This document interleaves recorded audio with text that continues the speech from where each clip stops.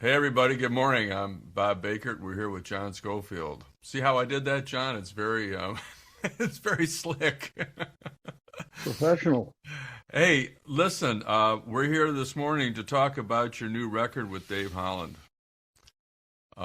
which I just listened to. I got it. I got a copy of it last night. I listened to it last night on my computer because that's where I was. I didn't have a choice.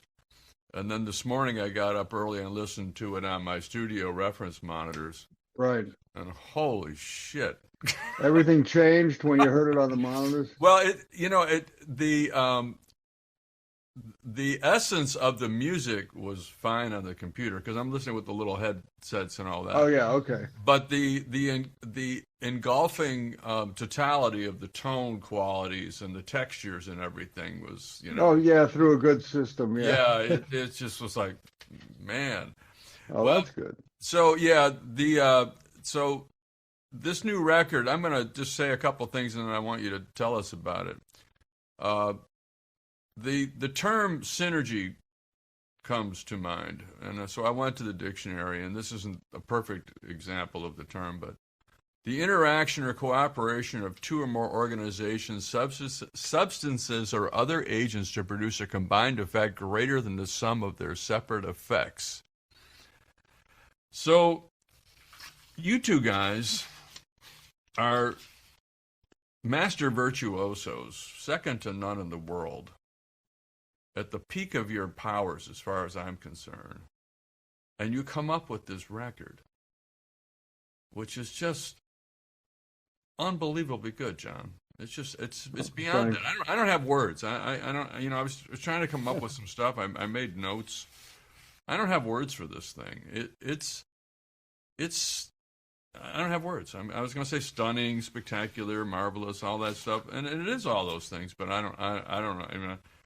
Um, I mean, it's unbelievably good. I mean, I sat and had it on all morning, just listening to it, like Oh, while I was getting ready.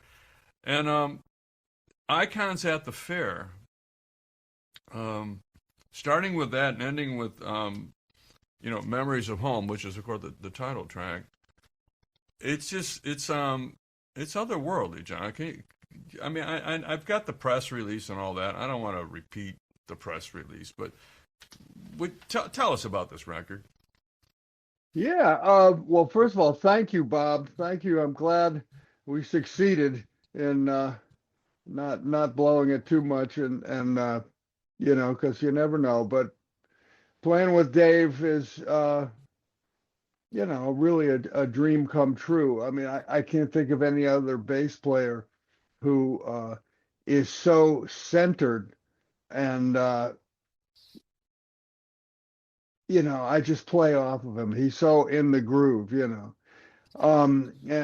I love playing with him, and we talked about doing a project years ago, and then I think I mentioned, well, that maybe we could do duo, and Dave said, oh, okay, that'd be something different.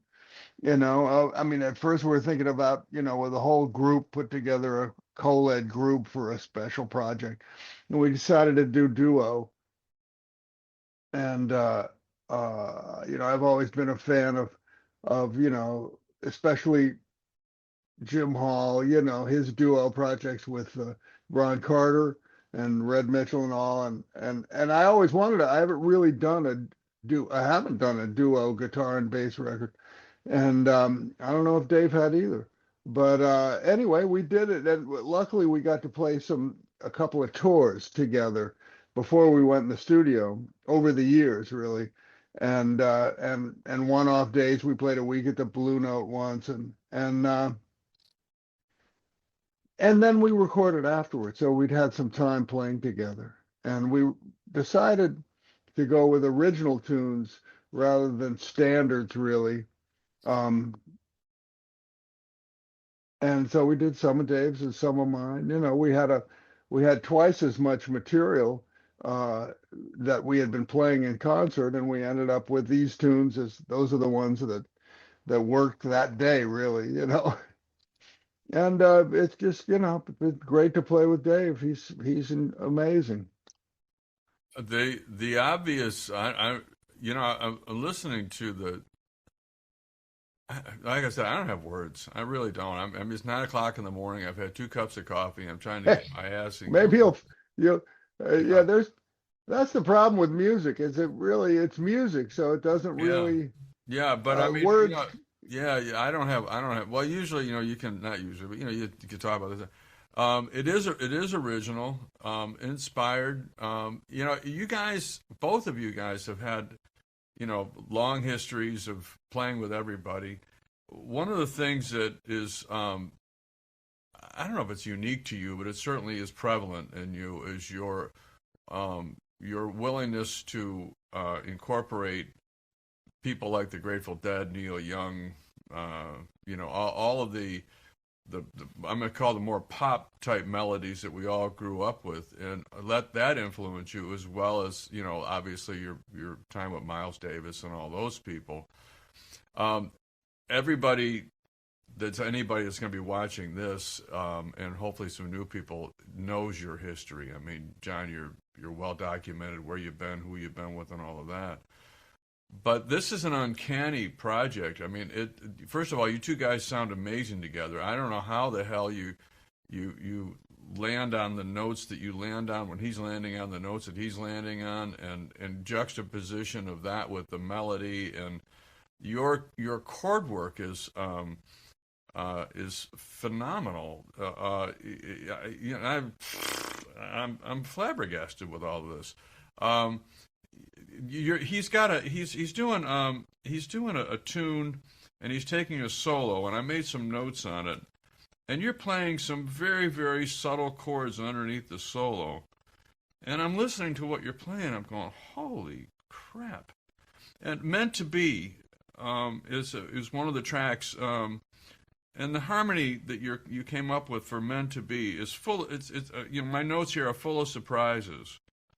And the mending of the bass and the guitar, it's like you guys are literally in each other's heads. It's like you're playing the bass and the guitar at the same time, if you will. But I mean, was that apparent when you guys were recording together, when you're touring together? I mean, do you Well, realize I how think we locked up played you enough together so that probably stuff comes in subconsciously, where you understand what the other guy's doing when were? you play together enough. And that's a certain kind of looseness that can happen, when you play together enough.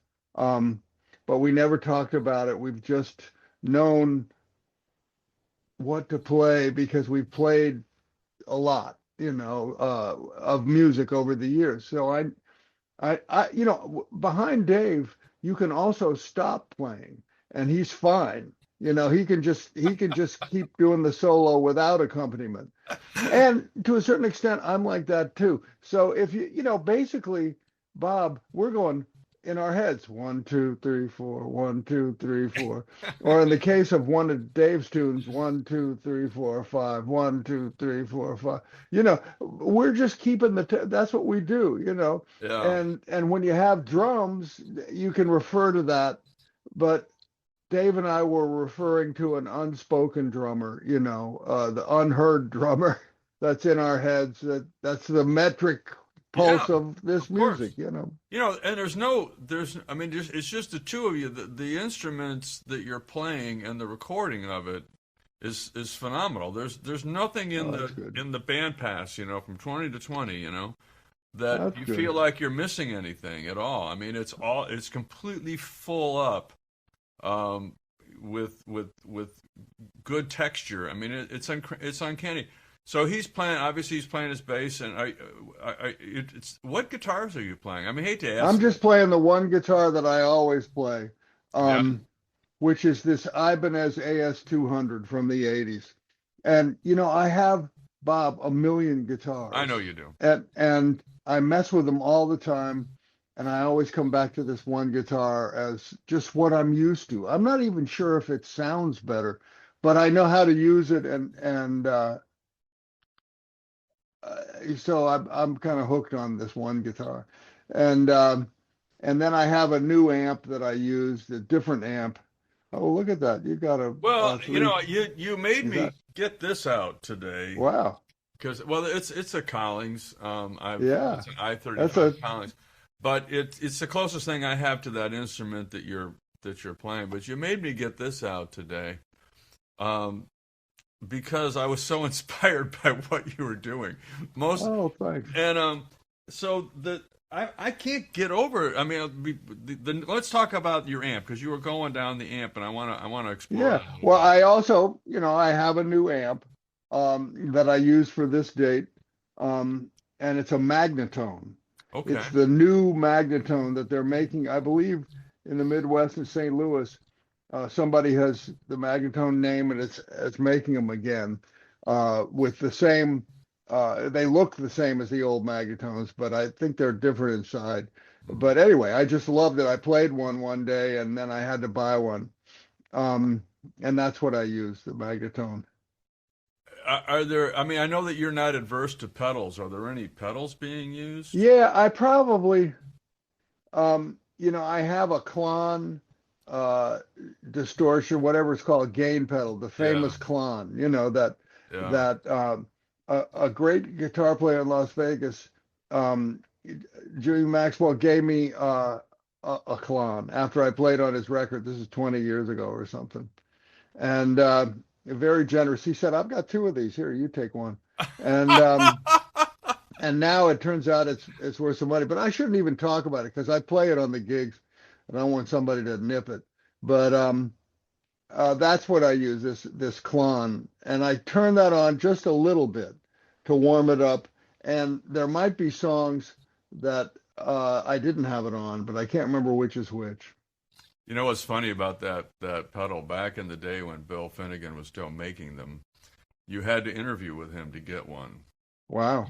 Yeah, they were $400 at the time, and the reason you had to interview is because the effect is so subtle. People were thinking they were buying Marshall distortion cabinets, Right. big time high gain pedals, Right. and yet it's not. It's a low gain pedal, and people were disappointed with them because they were expecting to make Marshall sounds in their bedroom, and Yeah. he got a lot of returns, and he Wow. just so Wow. he wanted to talk to people in order to Explain what it did. explain Yeah. what it did and if you understood what it did. And I don't want this frickin' thing back. So I bought mine for $400. I think I sold it for $400. I'm looking at right now on eBay.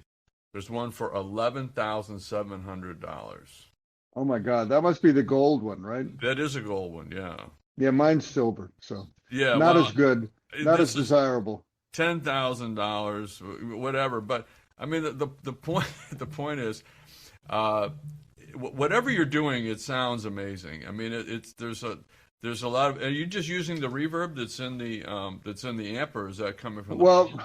I had a little bit of, I put a little bit of my reverb on. Right.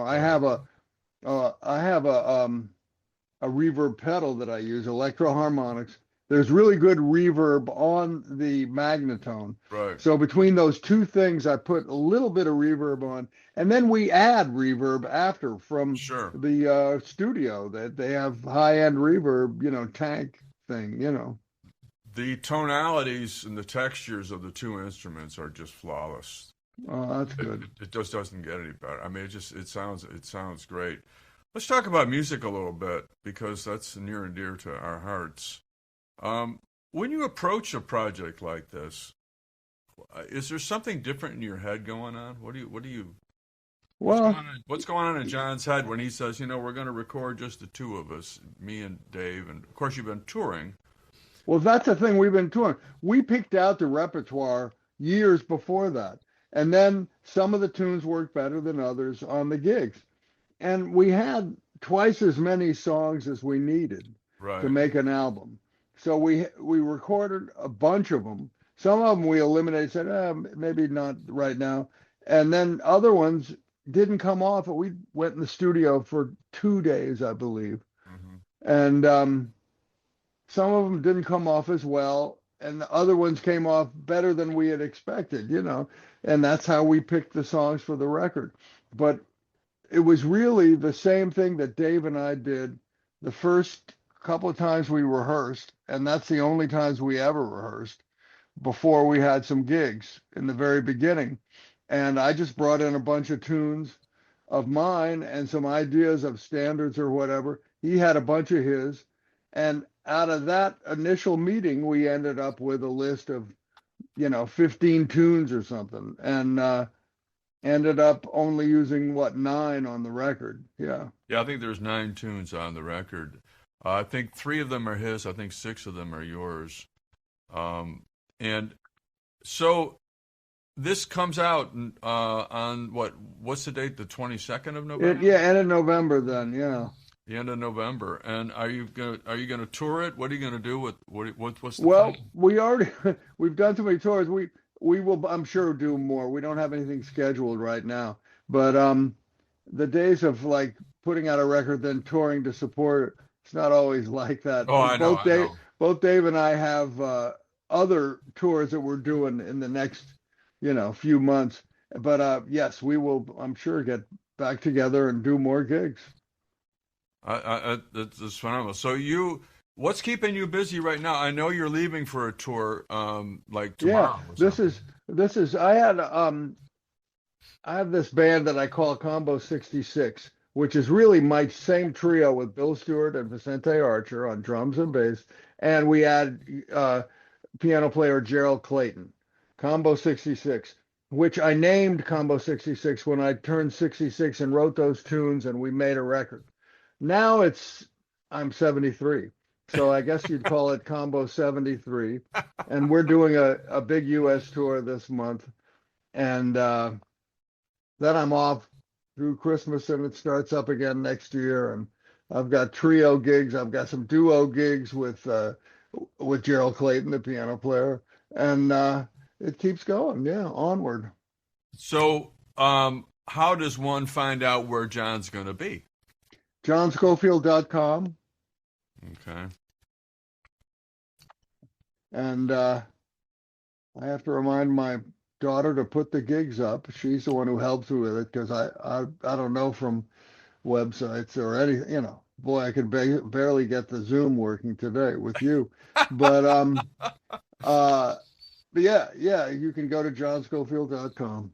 So those gigs are obviously more of the electric. Yeah, not volume. as I mean, it's jazzy. It's Yeah. not the same as a duo though. There's drums and we make a lot of noise. Yeah. Yeah. Sorry, the drums and we make a lot of noise. So I don't want to keep you too long today. I just want to talk about this record. We're going to put this on the cover of the magazine. Oh, And thank you, with thank you. your well, John. I mean, I got to tell you. I mean, I'm going to blow a little smoke up your skirt. Why not? What the hell? I mean, you are. You know what? I ask everybody online and offline. Who are your favorite guitar players, and you're always in the top 3. Wow. Yeah, people love you. I mean, you bring something different all the time. Your playing is always fresh. I'm a little older than you are. I hate to say that, but What? Nobody's older than me. yeah, I'm 75. Oh my God. Yeah, no shit. Look at you. You're in good shape. Yeah. Well, we could talk another hour about that, but I'm working on it. What can I tell you? So, is there anything else that you want to talk about in terms of this record, or anything else that you're doing? No, I mean, I'm doing this record and we will do more gigs with Dave. And then, like all musicians, I get out there on the road and play. I got all these different groups, a lot of trio. Next fall, I'm going to do a thing called, Susan came up with the idea, Electrospective, which is a special group that I'm putting together to tour a year from now, but you got to do it way in advance. Yeah, right. Where we play my electric tunes from the 80s and 90s that are more funky fusion electro oriented. That'll be with Larry Goldings, great drummer Adam Deitch Yeah. from Lettuce and my band years ago, and Oteil Burbridge, fantastic bass player who's in Dead and Company and all that. It was in the Allman Brothers. He's great. So it's a special group for me, and I'm looking forward to doing that in the fall. Oh wow, that I mean, that All right, here's a stupid ass question. Why not? What's it like to be John Scofield? I mean, you just pick it from. I mean, you throw out a name like Larry Golding's, like Joey Bag of Donuts. I mean, these guys are. Well, look, Larry and I have played together for God, I don't know how long, but I mean, Yeah. I late '80s, early '90s, that I've been playing with him on and off, and so I'm throwing the name out there. Yeah, but Yeah, no, I love playing with Larry. I mean, Larry, I've played with Larry a lot. We made some recordings together, and we made a really nice thing with the late Jack DeJohnette, who passed away yeah. just now. It's just really awful that he's gone, but we made a nice record with Larry and Jack. Yeah. Is there anybody out there that you haven't played with that you say, hey, I'd like to get some time with this guy? Well, there's a lot of young musicians that I really admire and I love to listen to. A lot of guitar players, Yeah, and it's so easy to access people's work now. I love that. mm-hmm. But as far as playing with the greats, I've done a lot of that, Yeah, and sure. I loved it. But what I really like to do is to play with people for a longer period of time. So if I was going to get Herbie Hancock, I could get him maybe to play on, a few tunes on a studio with me after, it'd be really hard to get him, and then maybe I could get him. But, that wouldn't be as rewarding as playing for a month with the same people and seeing how it evolves. It's funny you say that. I mean, I do a lot. I'm acting these days. I'm trying to be an actor, and I get cast in these.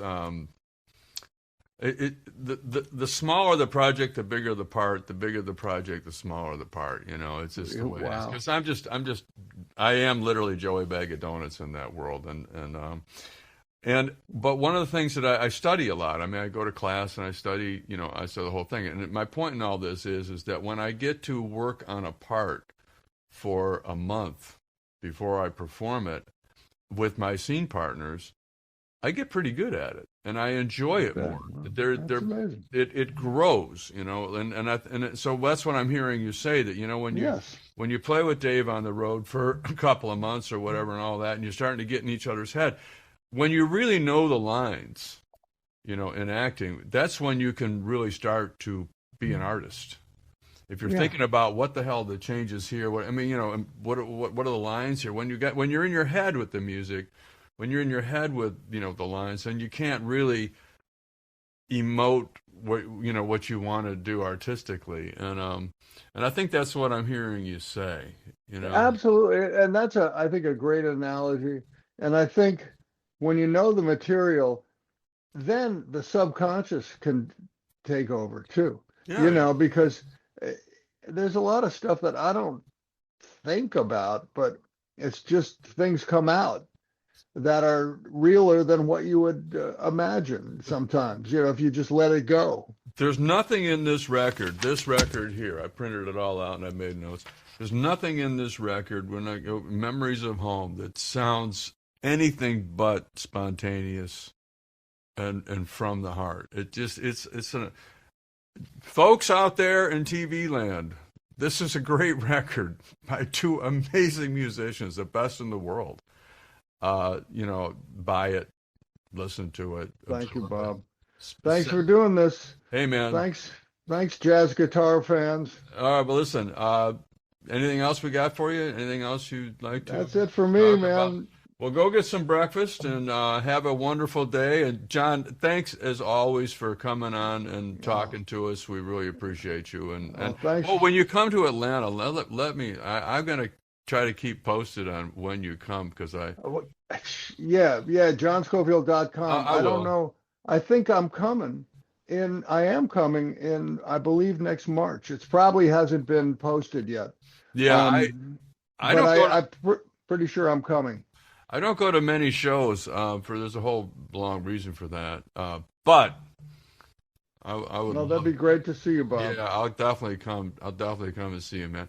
Well, listen, all the best to you and Susan. Tell her thank you for helping to coordinate all this. And I'd like to I'd like to do a shout out to my buddy Don Lukoff, who I know is your public relations guy, who put this all together. And I want to thank you, John Scofield. The record is it's called Memories of Home with Dave Holland. It's phenomenal. And I say that, like I said, I got out my I-35 because I'm going to try to. There it is. Oh, that's a beauty. I got out my I-35. Thanks, John. Have a great day. Thank you, Bob. All the success in the world to you, buddy. Bye-bye now. Same to you. Thank you so much, my friend. See you, man. Bye-bye.